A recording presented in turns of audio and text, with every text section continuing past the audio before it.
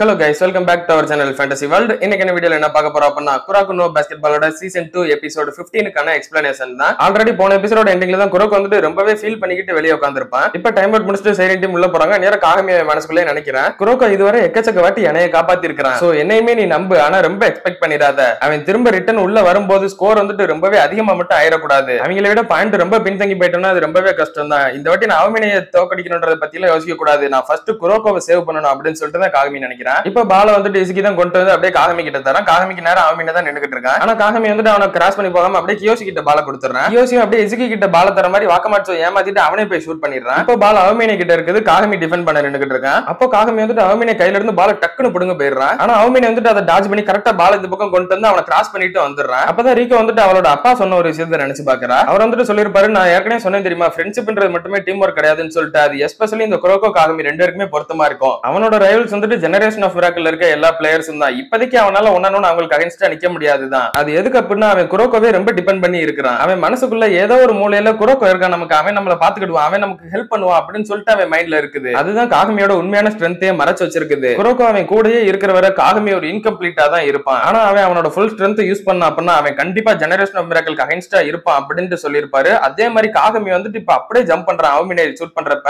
அவன் ஷூட் பண்ணும்போது காகமி அப்படியே அந்த பால தட்டி விட்டுறான். ஸ்டேடியத்துல இருந்து எல்லாருக்கும் செம ஷாக்கு. குரோக்கோ இல்லாதப்ப காகமியோட ஸ்ட்ரென்த் இவ்வளவு இருக்குமா அப்படின்னு சொல்லிட்டு கோச்சே செம ஷாக் ஆயிடுறாங்க. அப்ப அவமினே சிரிச்சுக்கிட்டே இப்பதான் இது ரொம்பவே இன்ட்ரெஸ்டிங்கா இருக்க போகுது, உண்மையிலேயே இந்த அளவுக்கு இம்ப்ரூவ் ஆயிருப்பேன்னு சொல்லிட்டு நான் எதிர்பார்க்கவே இல்ல. அப்படின்னா இப்ப நான் இன்னும் கொஞ்சம் ஹார்டாவே விளையாடலாம்னு சொல்லிட்டு நினைக்கிறேன் அப்படின்ட்டு சொல்றேன். அடுத்து ஒரு பால் வந்துட்டு அவமினே கிட்ட தான் இருக்குது. கமான் டைகா, எனக்கு கொஞ்சம் என்டர்டைன்மெண்ட் கூட அப்படின்னு சொல்லிட்டு இவங்க ரெண்டு பேரும் செம்மையா மூவ்மெண்ட் கொடுத்துட்டு இருக்காங்க. அப்படியே அவமினே வந்துட்டு ஒரு மொமெண்ட்ல டக்குன்னு அந்த பால குத்தி அப்படியே பேஸ்கெட் கிட்ட ஏத்திடுறான். அவன் வாக்கமாட்சுக்கு பாஸ் பண்ணிருக்கான். அப்படின்னா வாக்கமாட்சு தான் ஷூட் பண்ண போறான் அப்படின்னு சொல்லிட்டு எல்லாம் நினைச்சிட்டு இருக்காங்க. நான் ஒண்ணு இந்த பால உனக்கெல்லாம் தரல, என் வழியில நீ வராது அப்படின்னு சொல்லிட்டு அவமினே திரும்ப போய் வாக்கமாட்சு கையில வரதுக்கு முன்னாடி அந்த பால புடிங்கிடுறான். அப்படியே அவன் புடுங்கின வேகத்துக்கு அப்படியே பின்னாடி சைடுல இருந்து பால தூக்கி போடுறான் கரெக்டா பேஸ்கெட் குள்ள. இவன் பேஸ்கெட்டே பார்க்காம பேஸ்கெட் குள்ள எவ்வளவு அக்யூரேட்டா ஷூட் பண்றான் அப்படின்னு சொல்லிட்டு சேரிங் பிளேட்ல செம ஷாக் ஆயிடுறாங்க. எதுக்குடா என்னை இப்படி கன்ஃபியூஸ் பண்ற அப்படின்னு சொல்லிட்டு வாக்கமாட்சு வந்து அவனை கத்திக்கிட்டு இருக்கான். அதுக்கு அவமினே வந்துட்டு இனிமே என் வழியில குறுக்க வராது, இப்பதான் எனக்கு ஃபைனலி ஒரு ஒர்த்தியான ஆப்போனன்ட் கிடைச்சிருக்கான், அதனால என்னைய தனியா லாட விட்டுரு அப்படின்னு சொல்லிடுறான். அடுத்து பால் வந்துட்டு காகமி கிட்ட தான் இருக்குது. அவன் பின்னாடி கோகனேவை பாத்துறான். கோகனே ஒரு ஸ்கிரீன் வச்சிரும் அப்படின்னு சொல்லிட்டு காகமி ஓடிலான்னு பாக்குறான். பட் அவமினே வந்துட்டு கோகனேவை ஒரு ஆளா கூட மதிக்கல. அப்படியே அவனை கிராஸ் பண்ணிட்டு காகமியை மறுபடியும் தடுக்க போயிடுறான். அப்போ காகமி வந்துட்டு யாருக்கும் பாஸ் பண்ணலாம் ட்ரை பண்ணல. அப்படியே அவன் கோகனேக்கு முன்னாடி வச்சுக்கிட்டு பால தூக்கி போட்டு ஷூட் பண்ணிடுறான். டேய் காகமி, இப்ப எதுவும் நான் பண்ணக்கூடாதது பண்ணிட்டேனடா அப்படின்னு சொல்லிட்டு கோகனே கேக்குறான். இல்ல உன்னோட பிரசன்ஸ் இருந்து இங்க ஒரு பயனும் இல்லன்னு சொல்லிட்டு தான் நினைக்கிறேன், என்னை மன்னிச்சிரு, இருந்தாலும் நானே அவமினியை தனியா ஹேண்டில் பண்ணிக்கிறவா அப்படின்னு சொல்லிட்டு காகமி கேட்கான். எல்லா டீம் பிளேயர்ஸும் ஓகே அப்படின்னு சொல்லிடுறாங்க. இவங்க ரெண்டு பேருக்கான பேட்டில் ரொம்பவே கொடூரமா நடந்துகிட்டு இருக்குது. ஹியூகாவுமே வந்துட்டு எனக்கே ஹெல்ப் பண்ணணும்னு சொல்லிட்டு தோணுது, ஆனா இப்ப நான் உள்ள போறதுனால எந்த ஒரு யூஸ்மே கிடையாது அப்படின்னு சொல்லிட்டு புரிஞ்சுக்கிறான். மிடோரிமாவுமே வந்துட்டு இப்ப அவங்க பெஸ்டா விளையாண்டுட்டு இருக்காங்க, ஆனா இன்னும் அவங்களோட 100% ரீச் பண்ணவே இல்லை அப்படின்ட்டு சொல்றான். அப்ப அவமினே வந்துட்டு வழக்கம் போல அவன் ஃபார்ம்லெஸ்ஸான ஒரு ஷாட்டை போடுறான். பட் அவன் தூக்கி போட்ட பால காகமி வேற லெவல்ல பிளாக் பண்ணிட்டு போயிடுறான். மிடோரிமா கீசே எல்லாரும் வாயை பொளந்து பாத்துறாங்க. மிடோரிமால வந்துட்டு காகமே இப்ப அவமினேவோட பெட்டரா அப்படின்னு சொல்லிட்டு யோசிக்க ஆரம்பிச்சிடறான். அடுத்த பால் வந்துட்டு மறுபடியும் அவமினே கிட்ட தான் இருக்குது. இப்பவும் அவமினால எங்கிட்டுமே போக முடியல. அவன் ஷூட் பண்ண வர்றான், அப்பயும் காகமே உள்ள வந்துடுறான். அவன் கிராஸ் பண்ணிட்டு போக நினைச்சாலும் காகமே அவன் கூட கீப் அப் பண்றான். அப்ப டாக்ஸியாவும் வந்துட்டு எனக்கு இப்பதான் புரியுது, இவன் போய் அலெக்ஸா பாத்துட்டு வந்திருக்கான் போல அப்படின்ட்டு நினைக்கிறேன். அடுத்த ஒரு பால் அப்படியே பேஸ்கெட்ல பட்டு வெளியே வருது. வாக்கமாட்சு ரீபவுண்ட் ஆடலாம் அப்படின்னு சொல்லிட்டு போறான். பார்த்தா காகமே அந்த பால் அவனுக்கு முன்னாடி ரீபவுண்ட் ஆடிடுறான். அப்படியே அவன் பால தூக்கி இசுகி கிட்ட தந்துடுறான். இசுகி ஓடி வந்துட்டு மறுபடியும் காகமி கிட்ட பாஸ் பண்றான். அப்ப பார்த்தா காகமி வந்துட்டு அவமினே மாதிரி ஃபார்ம்லெஸ் ஷாட் ட்ரை பண்றான். நீ பைத்தியக்காரத்தனமா யோசிச்சுட்டு இருக்காத, இதெல்லாம் ஒன்னால கண்டிப்பா முடியாது அப்படின்னு சொல்லிட்டு அவமினே அவனை பிளாக் பண்ண ஏறான். காகமே வந்துட்டு அவங்க கிட்ட மாட்டாம எப்படியோ ஷூட் பண்றான். பட் அந்த பால் பேஸ்கெட் குள்ள உலாம அப்படியே வெளியே வந்துடுது. நீ இதை ட்ரை பண்ணுன்னு சொல்லிட்டு நான் எதிர்பார்க்கவே இல்லை, நீ அவுட் ஆஃப் கண்ட்ரோல்ல இருக்க லூசு பையல அப்படின்னு சொல்லிட்டு ஹியூகா சொல்றான். என்னை மன்னிச்சிருங்க, சும்மா ஒர்க் அவுட் ஆகும்னு சொல்லிட்டு நினைச்சேன் அப்படின்ட்டு காகமி சொல்றான். இப்போ செகண்ட் குவார்டருமே முடியுது. சரி டீம் 46 டோவோ டீம் 48ன்னு சொல்லிட்டு இருக்குது. செகண்ட் குவார்டர் முடிஞ்சதால 10 மினிட்ஸ் பிரேக். எல்லாரும் ட்ரெஸ்ஸிங் ரூம் போய்கிட்டு இருக்காங்க. அப்ப அவமினே மட்டும் எங்கிட்ட தனியா போய்கிட்டு இருக்கான். நேரா வாக்கமாட்சு வந்து இனியா எங்கடா போற அப்படின்னு சொல்லிட்டு கேக்குறான். என் வழியில நீ வராத, நான் செகண்ட் ஹாஃப் ஆரம்பிக்கிறதுக்கு முன்னாடி வந்துருவேன் அப்படின்னு சொல்லிட்டு அவமினே கிளம்பிடுறான். டோவோ டீம் அப்படியே ட்ரெஸ்ஸிங் ரூமுக்கு பேசிக்கிட்டே போய்கிட்டு இருக்கும்போது அவங்க கேப்டன் வந்துட்டு பரவாயில்ல விடுறான், எங்கனால பைக் இடட்டும், அவன் இப்ப வர ரொம்ப பெஸ்டா விளையாண்டுகிட்டு இருக்கான், ஆனா இன்னுமே அவனோட ஃபுல் ஸ்ட்ரென்த் அவன் காட்டல, அதை நீயே செகண்ட் ஹாஃப்ல சீக்கிரமே புரிஞ்சுக்கிடுவ. ஏன்னா அவனை பீட் பண்ண ஒருத்தரால முடியும் அப்படின்னா அது அவனா மட்டும் தான் இருக்க முடியும், அப்படி இல்லைன்னா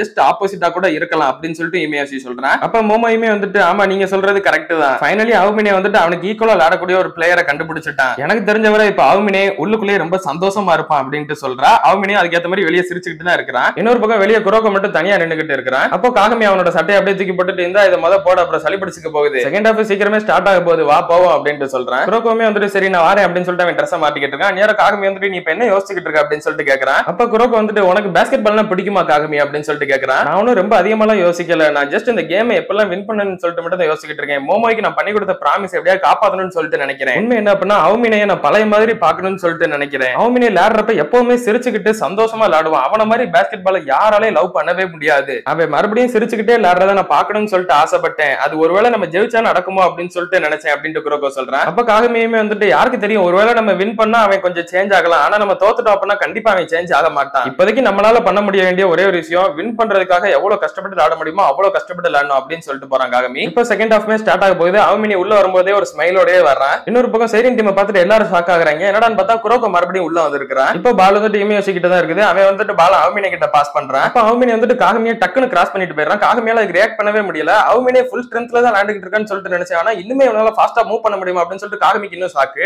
அவமினை தடுக்கிறதுக்கு கியோஷி ஓடி வந்துகிட்டு இருக்கான். பட் அவமினை ஓடி வரும்போது பார்த்தா டக்குன்னு குரோக்கோ உள்ள புந்துறான். அவமினை அவன் மேல போய் இடிச்சதுனால அவமினைக்கு ஒரு ஃபவுல் ஆயிடுது. நீ என்னோட மூமெண்ட்டை ப்ரெடிக்ட் பண்றப்ப நான் உன்னோட மூமெண்ட்டை ப்ரெடிக்ட் பண்ண மாட்டேனா, சின்ன வயசுல இருந்தே நம்ம ரெண்டு பேரும் சேர்ந்து தான் விளையாண்டுருக்கோம். சோ எனக்குமே உன்னோட ஃபீலிங்ஸ் நல்லாவே தெரியும் அப்படின்ட்டு சொல்றான் குரோக்கோ. அடுத்து இசுகி கிட்ட பால் இருக்குது. அவன் வந்துட்டு குரோக்கோ கிட்ட கொடுக்குறான். குரோக்கோ வந்து நார்மல் பாஸ் மாதிரி காகமிட்ட கொடுக்குறான். காகமி அப்படியே கியோஷி கிட்ட கொடுக்க கியோஷி மறுபடியும் குரோக்கோ கிட்ட தந்துறான். குரோக்கோ அந்நியார ஒரு இக்னைட் பாஸ் போடுறான். பார்த்தா அந்த பால் ஹியூகா பிடிச்சு அவுட் சைடுல இருந்து ஒரு பால் ஷூட் பண்ணிடுறான். டே குரோக்கோ அப்படின்னு சொல்லிட்டு ஹியூகா கூப்பிடுறான். சூப்பரா ஷூட் பண்ணீங்க கேப்டன் அப்படின்னு சொல்லிட்டு குரோக்கோ சொல்றான். டே உன்னால என் கையை சமந்து போச்சுடா அப்படின்னு சொல்லிட்டு காட்டுறான் ஹியூகா. ஹியூகாவால இந்த பாஸை கேட்ச் பண்ண முடியுமா, நான் காகமியால மட்டும் தான் முடியும்னு சொல்லிட்டு நினைச்சேனே அப்படின்னு சொல்லிட்டு சாக்குரா யோசிக்கிறான். அந்த அளவுக்கு எங்க பசங்க எல்லாருமே இப்ப இம்ப்ரூவ் ஆயிருக்காங்க. குரோக்கோட நார்மலான இக்னைட் பாஸை எல்லாராலையுமே இப்ப கேட்ச் பண்ண முடியும் அப்படின்னு சொல்லிட்டு கோச் நினைக்கிறாங்க. சரி இப்ப மறுபடியும் கம்பேக் கொடுத்துட்டாங்க போல அப்படின்னு சொல்லிட்டு டாக்கோ சொல்றான். பாயிண்ட் பார்த்தா சைரன் டீம் 49 டோவோ டீம் 48ன்னு சொல்லிட்டு இருக்குது. அப்ப ஈமே யோசியுமே அப்படியே குரோக்கோவை பார்த்துட்டு பரவாயில்ல ரொம்ப இம்ப்ரெசிவா தான் இருக்காங்களே, இவன் வந்ததுக்கு அப்புறம் மட்டும் இந்த டீம் எப்படிதான் இவ்வளவு டிஃபரெண்டா இருக்குன்னே தெரியல, டீமுக்காக நிறையவே சாக்ரிஃபைஸ் பண்ணி டீமுக்கு பெஸ்டா சப்போர்ட் பண்ணிக்கிட்டு இருக்கான், நான் உண்மையிலேயே அட்மையர் பண்றேன் இவன் அப்படின்னு சொல்லிட்டு ஈமே